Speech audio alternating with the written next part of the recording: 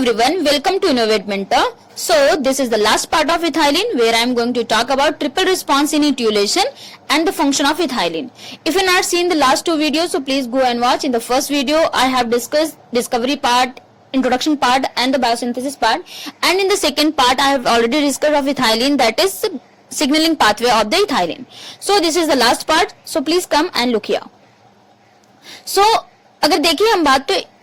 Ethylene triple response, मतलब ethylene के हमारे पास तीन कुछ रिस्पांस है जो कि हमको इथाइलेशन प्रोसेस के अंदर देखते हैं. From the genetic standard point, exposure of dark grown germination seedling of Arabidopsis to ethylene cause, मतलब कि अगर किसी सीडलिंग को हम क्या करते हैं, अगर वहां पर डार्क नहीं है, मतलब कि लाइट फेज है, तो वहां पर किसी भी टाइप का कोई स्ट्रेस नहीं है, कोई कंट्रोल नहीं है, प्लांट आसानी से क्या होता है, अच्छी तरीके से क्या करता है, ग्रोथ करता है. लेकिन अगर हम क्या करते हैं, प्लांट्स को कुछ मैकेनिकल स्ट्रेस मिल रहा है या तो डार्क फेज में ग्रोथ हो रही है, तो हमको कहीं ना कहीं वहां तीन रिस्पॉन्सेज देखने को मिलते हैं जो कि हमारे प्लांट में देखने को मिलेंगे. पहला जो रिस्पांस देखने को मिलेगा कि डार्क फेज से या मैकेनिकल स्ट्रेस है प्लांट में, तो पहली बात होगी शॉर्ट रिड्यूस्ड हाइपोकोटाइल, मतलब उस प्लांट की सबसे पहले क्या हो जाएगी, हाइपोकोटाइल या तो शॉर्ट रहेगी या तो रिड्यूस्ड फॉर्म रहेगी. ठीक है, जितना उसकी, जैसे कोई प्लांट अगर है उसको क्या कहते हैं, सनलाइट के प्रेजेंस में हम ग्रोथ करा रहे हैं, उसके पास कोई स्ट्रेस नहीं है, तो उसकी जितनी हाइपोकोटाइल में ग्रोथ होगी उतना हमें जो डार्क फेज में होगा या जहां पे स्ट्रेस होगा जिसमें, उसमें हमें नहीं देखने को मिलेगा. Inhibition of a suit stem elongation, तो अब इसकी हाइपोकोटाइल की वजह से क्या हो जाएगा, हाइपोकोटाइल अगर शॉर्ट रिड्यूस हो जाएगी, इसका मतलब है कि स्टेम और शूट में क्या हो जाएगा, इलॉन्गेशन क्या हो जाएगी, उसकी रिड्यूस कर जाएगी, कम कर जाएगी, इनहिबिशन कर देगा, क्योंकि शूट और स्टेम की इनहिबिशन कर देगा, उसकी इलॉन्गेशन नहीं होने देगा, तो उसको हम क्या कहते हैं, शॉर्ट और रिड्यूस्ड हाइपोकोटाइल कहा जाता है. सेकेंड अगर देखा जाए रिस्पॉन्स में, तो increase in width thickness of stem, मतलब कि radial swelling of the hypocotyl, hypocotyl की क्या हो जाएगी, रेडियल सिमेट्री क्या हो जाएगी, उसकी स्वेल करने लग जाएगी, मतलब उसकी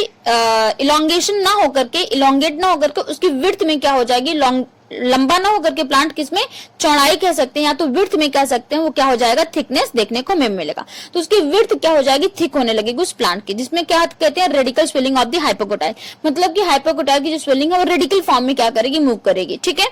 ये था इसका second response. Now we are going to talk about that is third response, tightening of apical cork or a horizontal growth of the epicotyle with respect to gravity or extra aggregation of the curvature of the apical hook, मतलब कहने का sense है कि कहीं ना कहीं क्या होगी, एपिकल हुकिंग होगी, या तो कह सकते हैं हॉरिजॉन्टल ग्रोथ ऑफ एपिकोटाइल नहीं हो पाएगा, या तो tightening of the apical hook और horizontal growth of epicotyl with respect to gravity, मतलब ग्रेविटी के प्रेजेंस में जो होगा वो क्या होगी, वहां पर क्या नहीं हो पाएगा, एपिकोटाइल उस लेवल का नहीं हो पाएगा हॉरिजॉन्टल के बेसिस पे, क्योंकि ग्रेविटी की वजह से. ठीक है, तो ये हमारे पास क्या है, इसके इथाइलिन के तीन रिस्पॉन्सेस है अगर देखने को मिलती है, अगर कहीं मैकेनिकल स्ट्रेस, तो ये इसके तीन रिस्पांस थे. आगे हम बात करेंगे किसके बारे में, आगे हम बात करेंगे इथाइलिन के फंक्शन के बारे में. एपिनेस्टिक बेंडिंग ऑफ लीव्स, एपिनेस्टी मतलब कि क्या होना, जैसे कि हमारे पास नॉर्मल प्लांट्स जो होते हैं हमारे पास वो नॉर्मल फॉर्म में होते हैं, लेकिन हम देखेंगे कि हमारे प्लांट क्या हो गया, अगर उसमें क्या है, इथाइलिन की कमी है. ठीक है, तो हमारे प्लांट की पत्तियां क्या हो जाती है, मुरझा जाती है, बेंड कर. Last part is ethylene function, which I have discussed today itself. So please, if you have not seen the last video, so please go and watch. So bye bye guys, take care and keep learning.